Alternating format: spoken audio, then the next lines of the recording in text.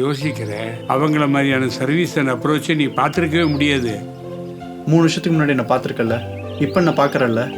How confident I am because I have taken a right decision. எக்கனாமிக்கல்டா, insurance கூட claim பண்ணிக்கலாம். Premature பேபிஸ்லேருந்து old age people வரைக்கும் visit பண்ணுற ஒரு இடம். அந்த அங்கிள் நம்பரை வாங்கி தரேன். அந்த அங்கிள் தான் எனக்கும் ஹெல்ப் பண்ணாரு. அலாதடி. எல்லா பேஷண்ட்ஸுக்கும் பர்சனல் கேர் தராங்க. 30 years of proven medical records. All eye care treatment under one roof. அதான் ஆர்கே ஐ சென்டரோட ஸ்பெஷாலிட்டி. அர்த்தமுள்ள வாழ்வு என்ற நிகழ்ச்சிக்கு உங்களை எல்லாம் வாழ்த்தி வரவேற்கிறேன். சில வாரங்களாக நாம் தேவனுடைய திட்டம், படைப்பிலே அவர் பல சிருஷ்டிகளை சிருஷ்டிக்கையிலே எப்படி சிருஷ்டித்தார், மனிதனை எப்படி சிருஷ்டித்தார், இன்றும் எப்படி மனிதன் உருவாக்கப்படுகிறான், மனிதனுக்கு அவர் நியமித்திருக்கும் ஓட்டம் என்ன, அவருடைய எதிர்பார்ப்பு என்ன என்பதை குறித்தெல்லாம் தியானித்து வருகிறோம்.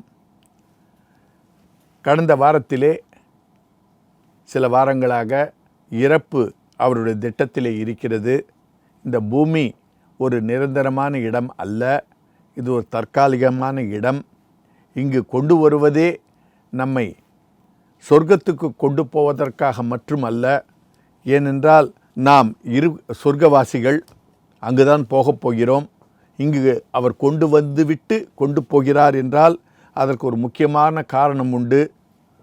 பரத்திலே சொல்லிக் கொடுக்க முடியாதவைகளை அவர் பூமியிலே சொல்லிக் கொடுக்க விரும்புகிறார். எப்படி நாம் நம்முடைய குழந்தைகளை ஒரு பள்ளிக்கு அனுப்புகிறோமோ அதே போல் ஆண்டவரும் நம்மை பூமி என்னும் பள்ளியை கட்டி சிருஷ்டித்து அதை நமக்கு பேட்சாக அனுப்புகிறார். இதை வேதத்தில் எங்கெல்லாம் சொல்லப்பட்டிருக்கிறது என்பதை குறித்தெல்லாம் நாம் தியானிக்கப் போகிறோம். அப்படியாக இன்று நாம் பார்க்க இருப்பது பூமி ஒரு பள்ளி. எங்கெல்லாம் கற்றுக்கொள் கற்றுக்கொள் கற்றுக்கொள் என்று சொல்லியிருக்கிறார் என்பதை குறித்து தியானிக்கப் போகிறோம். அதே போல் புதிய ஏற்பாட்டில் எங்கெல்லாம் கற்றுக்கொள் கற்றுக்கொள் என்று சொல்லியிருக்கிறாரோ அதை தியானிக்கப் போகிறோம். கற்றுக்கொண்ட பிறகுதான் பணி நியமனம் உண்டு, ஜாப் அசைன்மெண்ட். கற்றுக்கொள்ளாதவர்களுக்கு கிடைக்காது. அது எங்கெல்லாம் கூறப்பட்டிருக்கிறது என்பதை குறித்தும் தியானிக்கப் போகிறோம். நான் சொல்லும் கருத்துக்களை எல்லாம் நீங்கள் ஏற்றுக்கொள்ள வேண்டும் என்று நான் வாஞ்சிக்க மாட்டேன். தியானிங்கள் என்று தான் சொல்லுவேன். ஏனென்றால் கர்த்தர் காரணமில்லாமல் நம்மை இந்த உலகத்திலே கொண்டு வர மாட்டார். பூமி ஒரு நிரந்தர வசிப்பிடம் அல்ல என்பதை நாம் வேதத்தில் எங்கெல்லாம் சொல்லப்பட்டிருக்கிறது என்பதை குறித்து பார்ப்போம். இந்த சில வாரங்களாகவே பார்த்து கொண்டு வருகிறோம். பிரசங்கி 12:7 விதமாய் சொல்லுவார், இவ்விதமாய் மண்ணானது தான் முன்னிருந்த பூமிக்கு திரும்பி ரீசைக்கிளிங் மண்ணிலிருந்து எடுத்தார், உடலை மண்ணுக்கு கொண்டு போவார். ஆவி தன்னை தந்த தேவனிடத்திற்கு மறுபடியும் போகாததற்கு முன்னும் ஆவி அவரால் சிருஷ்டிக்கப்பட்டது. அது மறுபடியும் அவரிடம் போகப் போகிறது என்றால் புறப்பட்ட இடம் அவரிடம், மறுபடியும் போய் சேரும் இடமும் அவரிடம். ஸோ எதற்காக அனுப்பினார் என்பதை குறித்து பார்ப்போம். அதே போல தான் பவுலடிகளார் மூலமாக அப்போஸ்தலர் 17:26 ஒரு ரகசியத்தை சொல்லுகிறார். மனுஷ ஜாதியான சகல ஜனங்களையும் அவர் ஒரே இரத்தத்தினாலே தோன்ற பண்ணி பூமியின் மீது எங்கும் குடியிருக்க செய்து முன் தீர்மானிக்கப்பட்ட காலங்கள் அவர் குடியிருப்பின் எல்லைகள் குறித்திருக்கிறார். குடியிருப்பின் எல்லைகள் எல்லாம் சிறுசாக இருக்கும், இந்த பூமியே சிறுசு தான். அதனால தான் பேட்சாக அனுப்புகிறார். ஆனால் குறிக்கப்பட்ட காலங்கள், தீர்மானிக்கப்பட்ட காலங்கள் என்று குறிப்பிடும்போது அவர்களுக்கு பிறக்க ஒரு காலம் உண்டு, இறக்க ஒரு காலம் உண்டுன்னு ஒரு பர்த்டே டெத்டே போட்டு கொண்டு போகிறார் படிக்க வைத்து. அதே போல் 1 கொரிந்தியர் 15:50 இன்னொரு ரகசியத்தை பவுலடிகளார் மூலமாக சொல்லுகிறார். சகோதரர், நான் சொல்லுகிறது என்னவென்றால், மாம்சமும் இரத்தமும் தேவனுடைய ராஜ்யத்தை சுதந்திரிக்க மாட்டாது, அழிவுள்ளது அழியாமை சுதந்திரிப்பதும் இல்லை. அப்பொழுது நமக்கு அழிவுள்ள ஒரு சரீரத்தை ஏன் கொடுத்தார் என்று பார்த்தால் அது தற்காலிகத்துக்காக கொடுக்கிறார். அதே போல் எபிரேயர் 13வது அதிகாரம் 14வது வசனத்தில் இப்படியாக சொல்லுகிறார், நிலையான நகரம் நமக்கு இங்கே இல்லை, வரப்போகிறதையே நாம் நாடி தேடுகிறோம். இது நிலையான நகரமே இல்லை, வரப்போகிறதை நாடி தேடுகிறோம். ஸோ நமக்கு ஒரு பெர்மனண்ட் பிளேஸை கர்த்தர் பிறகு வைத்திருக்கிறார். எப்படி நமக்கு ஒரு அசைன்மெண்ட், ஜாப் அசைன்மெண்ட் படித்த பிறகு கிடைக்கிறதோ அது போல நாம் நன்றாக படித்தால் நல்ல வேலை பிறகு கிடைக்கும். மறுபடியும் பழைய ஏற்பாட்டில் இதற்கெல்லாம் ஒரு இன்று நமக்கு ஒரு நல்ல வேலை கிடைக்க வேண்டுமென்றால் என்ன தேவை? படிப்பு. நன்றாக படித்தவர்கள் நன்றாக நல்ல வேலைக்கு எடுத்துக்கொள்ளப்படுவார்கள். அதே போல் எங்கெல்லாம் ஆண்டவர் படி படி படி என்று சொல்லி, நம்மளுடைய உலகத்தகப்பன் படி என்றார்கள், நம்ம கோபம்தான் வந்தது. அதே போல் ஆண்டவர் படி படி என்றார். எங்கெல்லாம் சொல்லியிருக்கிறார் என்று பார்ப்போம். உபாகம் 4:1 இப்படியாக இருக்கிறது, இஸ்ரவேலரே நீங்கள் பிழைத்திருக்கும்படிக்கும் உங்கள் பிதாக்களின் தேவனாகிய கர்த்தர் உங்களுக்கு கொடுக்கிற தேசத்திலே நீங்கள் பிரவேசித்து அதை சுதந்திரித்து கொள்ளும்படிக்கும் நீங்கள் கைக்கொள்வதற்கு நான் உங்களுக்கு போதிக்கிற கட்டளைகளும் நியாயங்களையும் கேளுங்கள். போதிக்கிறார், அதை கேளுங்கள். கேட்ட மற்ற பத்தாது, அதுபடி நடக்கணும். உபாகம் 5:1 இப்படியாக கூறப்பட்டிருக்கிறது, மோசே இஸ்ரவேலர் எல்லாரையும் அழைப்பித்து அவர்களை நோக்கி, இஸ்ரவேலரே நான் இன்று உங்கள் காதுகள் கேட்க சொல்லும் கட்டளைகளையும் நியாயங்களையும் கேளுங்கள்.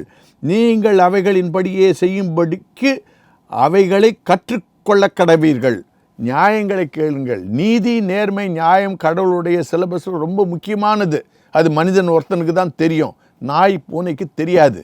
அதை கர்த்தர் நம்மை கற்றுக்கொள்ள விரும்புகிறார், வாஞ்சிக்கிறார். அதற்காகத்தான் நமக்கு வேதத்தை கொடுத்திருக்கிறார். உபாகம் 6:2 பார்க்கும்போது, நீங்கள் சுதந்திரத்து போகிற தேசத்திலே கை கொள்ளுவதற்காக உங்களுக்கு போதிக்க வேண்டும் என்று உங்கள் தேவனாகிய கர்த்தர் கற்பித்த கற்பனைகளையும் கட்டளைகளையும் நியாயங்களும் இவைகளே. உபாகம் 6:2. எங்கு பார்த்தாலும் கற்பிக்கிற நீதி, நேர்மை, நியாயம். சங்கீதம் 32:8 நான் உனக்கு போதனை, நீ நடக்க வேண்டிய வழியை உனக்கு காட்டுவேன், உன்மேல் என் கண்ணை வைத்து உனக்கு ஆலோசனை சொல்லுவேன். இதெல்லாம் உபாத்தியாயர் மாணவர்களுக்கு சொல்லுவது, ஆண்டவர் நமக்கு சொல்லுவது. இவற்றையெல்லாம் நாம் கேட்கும்போது, கற்றுக்கொள்ளும் போது ஆண்டவர் நமக்கு நியமித்திருக்கிற பெரிய பொறுப்புகளை எல்லாம் கொடுப்பார். அப்படியே ஏசாயா புஸ்தகத்திலே சொல்லுகிறார் 1வது அதிகாரத்திலே, உங்களை கழுவி சுத்திகரியுங்கள், உங்கள் கிரியைகளின் பொல்லாப்பை என் கண்களுக்கு மறைவாக அகற்றிவிட்டு தீமை செய்தலை விட்டு ஓயுங்கள், நன்மை செய்ய படியுங்கள். படியுங்கள். நியாயத்தை தேடுங்கள், ஒடுக்கப்பட்டவனை ஆதரித்து திக்கற்ற பிள்ளைகளின் நியாயத்தையும் விதவையின் வழக்கையும் விசாரியுங்கள். ஏசாயா 1:16-17. இங்கேயும் பார்த்தீங்கன்னா படித்தல். 7வது அதிகாரம் ஏசாயால 7:14-16. ஆதலால் ஆண்டவர் தாமே உங்களுக்கு ஒரு அடையாளத்தை கொடுப்பார். இதோ ஒரு கன்னிகை கர்ப்பவதியாகி ஒரு குமாரனை பெறுவாள், அவருக்கு இம்மானுவேல் என்று பெயரிடுவாள். தீமையை வெறுத்து நன்மையை தெரிந்து கொள்ளும் அறியும் வயது மட்டும் அவர் வெண்ணையும் தேனையும் சாப்பிடுவார். அந்த பிள்ளை யார்? இயேசுநாதர். தீமையை வெறுக்கவும் நன்மையை தெரிந்து கொள்ளவும் அறிவதற்கு முன்னே. ஸோ அதையே தான் நம்மிடத்திலும் அவர் எதிர்பார்க்கிறார். தீமையை வெறுக்கணும், நன்மையை தெரிந்து கொள்ளணும். எரேமியா 4:22 வருத்தமாக சொல்லுகிறார், என் ஜனங்களோ மதியற்றவர்கள், என்னை அவர்கள் அறியாதிருக்கிறார்கள், அவர்கள் பைத்தியமுள்ள பிள்ளைகள், அவர்களுக்கு உணர்வே இல்லை.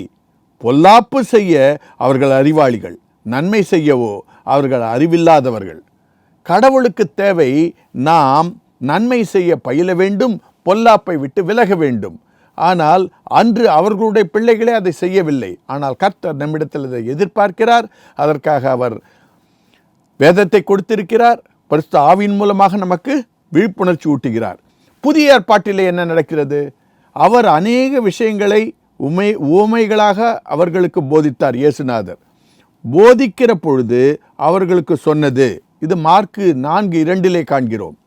அப்பொழுது அப்போஸ்தலர் இயேசுவினிடத்தில் வந்து, நாங்கள் செய்தவைகள் உபதேசித்தவைகள் யாவையும் அவருக்கு அறிவித்தார்கள். தாங்கள் செய்தவைகள் உபதேசித்தவைகள். ஆண்டவர் சிஷ்யர்கள் மூலமாக அவர்கள் செய்யணும், போதிக்கணும்னு எதிர்பார்க்கிறார். அதையே தான் நம்மகிட்டையும் எதிர்பார்க்கிறார். மத்தேயு 28:20 அங்கேயும் போதனை. லூக்கா 13:22 அவர் எருசலேமுக்கு பிரயாணமாய் போகும்போது பட்டணங்கள் தோறும் கிராமங்கள் தோறும் உபதேசம் பண்ணி கொண்டு போனார். உபதேசம் யோவான் 14:26. இன்று என்ன நடக்கிறது என்று பார்த்தால், என் நாமத்தினாலே பிதா அனுப்பப் போகிற பரிசுத்த ஆவியாகிய தேற்றரவாளனே எல்லாவற்றையும் உங்களுக்கு போதித்து நான் உங்களுக்கு சொன்ன எல்லாவற்றையும் உங்களுக்கு நினைப்பூட்டுவார். அங்கே இன்று பார்த்தால், இன்று நமக்கு போதிக்கிறவர் வேதத்திற்கும் மேலாக பரிசுத்த ஆவியானவர் தாமே போதிக்கிறார். பழைய ஏற்பாட்டிலே கொலை செய்யாதிருப்பாயாக, இயேசுநாதர் சொன்னது கோபம் கூட படக்கூடாது. பரிசுத்த ஆவியானவர் என்ன சொல்லுவார் என்றால் குரலை கூட உயர்த்தக்கூடாது. பழைய ஏற்பாட்டிலே விபச்சாரம் செய்யாதிருப்பாயாக, புதிய ஏற்பாட்டிலே யாரையும் பார்க்காத, இச்சையோடு பார்க்காத. பரிசுத்த ஆவியானவர் சொல்லுவார் நினைக்க கூட நினைக்காத. ஸோ சிலபஸ் ஏறிக்கொண்டே போகிறது. மழையானது இளம் பயிரின் மேல் பொழிவது போல என் உபதேசம் பொழியும், பனித்துளிகள் புல்லின் மேல் இறங்குவது போல என் வசனம் இறங்கும். மோசே இஸ்ரவேல் மக்களுக்கு உபாகம் 32:2 அவ்வளோ அழகாக சொல்லுகிறார். மழை பெய்யறது போல மெதுவாக இறங்கும் பாடிட்டு. எஸ்ரா 7:10 என்ன சொல்றார்? கர்த்தருடைய வேதத்தை ஆராயவும் அதன்படி செய்யவும் இஸ்ரவேலிலே கட்டளைகளையும் நீதி நியாயங்களை உபதேசிக்கவும் எஸ்ரா தன் இருதயத்தை பக்குவப்படுத்தினான். எஸ்ரா என்ன பண்றார்? Teacher, is teaching. அவர் என்ன பண்றார்? வேதத்தை ஆராயவும். இதெல்லாம் ஆராயும் போது தான் ஆண்டவர் நமக்கு வெளிச்சத்தை கொடுப்பார், விளக்குவார். ஆராயவும், ஆராய்ஞ்ச பிறகு பத்தாது, அதன்படி செய்யவும். டூ, ஜஸ்ட் கேட்கிறவர்களாக மாத்திரம் இருக்காதீங்க, செய்கிறவர்களாக இருங்க. அதன்படி செய்யவும் இஸ்ரவேலிலே கட்டளைகளையும் நீதி நியாயங்களையும் உபதேசிக்கவும். ஏற்றுக்கொள்ளுங்கள், ஏற்றுக்கொள்ளுங்கள், விசுவாசிங்கள். அதுக்கெல்லாம் மேலே கட்டளைகள் நீதி நியாயங்கள் உபதேசிக்கவும் எஸ்ரா தன் இருதயத்தை பக்குவப்படுத்தினான். அதே போல நாமும் வேதத்தை தியானிக்கும் போது அவற்றில் உள்ள கருத்துக்களை, குறிப்பாக நீதி நேர்மை நியாயம், இவைகளெல்லாம் கர்த்தர் மனிதனுக்காகவே சிலபஸை உருவாக்கியது. இதை நாம் கற்றுக்கொண்டு அதை செயல்படுத்தணும். செயல்படுத்தி நாம் கற்றுக்கொண்டு மற்றவர்களுக்கு கற்றுக் கொடுக்கணும். Learn and lead. இது எளிமையான காரியம் அல்ல. முதலாவது நாம் நினைக்க வேண்டியது, இந்த உலகத்துக்கு நாம் வந்ததே படிக்க. ஸோ எப்படி படிக்க வேண்டும், படித்து எப்படி சொல்லிக் கொடுக்க வேண்டும் என்றால் நாம் நினைக்க வேண்டும். அதே போல தான் 3:21 அடிக்கடி சொல்லுவேன். வெளிப்பாடு, நான் ஜெயம் கொண்டு என் பிதாவினுடைய சிங்காசனத்தில் அவரோடு கூட உட்கார்ந்தது போல ஜெயம் கொள்கிறவன் எவனோ அவனும் என்னோட சிங்காசனத்திலே என்னோடு கூட உட்காரும்படிக்கு அருள் செய்வேன். ஞானவான்கள் ஆகாய மண்டலத்தின் ஒளியைப் போலவும் அநேகரை நீதிக்கு உட்படுத்துகிறவர்கள் நட்சத்திரங்களைப் போலவும் என்றென்றைக்கும் இருப்பார்கள். இதிலிருந்து பார்த்தீங்கன்னா, இந்த உலகத்தில் நம்மளை ஆண்டவர் கொண்டு வந்ததே நீதி நேர்மை நியாயத்தை கற்றுக் கொடுக்க, பயில, மற்றவர்களுக்கு சொல்லிக் கொடுக்க. இதை நாம் தியானித்து நம்முடைய வாழ்க்கை நடத்துவோம். நன்றி, வணக்கம். ப்ரீமெச்சூர் பேபிஸ்லேருந்து ஓல்ட் ஏஜ் பீப்புள் வரைக்கும் விசிட் பண்ணுற ஒரு இடம். அந்த அங்கிள் நம்பரை வாங்கி தரேன். அந்த அங்கிள் தான் எனக்கும் ஹெல்ப் பண்ணாரு. அழாதடி. எல்லா பேஷண்ட்ஸுக்கும் பர்சனல் கேர் தராங்க. 30 years of proven medical records. All eye care treatment under one roof. அதான் ஆர்கே ஐ சென்டரோட ஸ்பெஷாலிட்டி.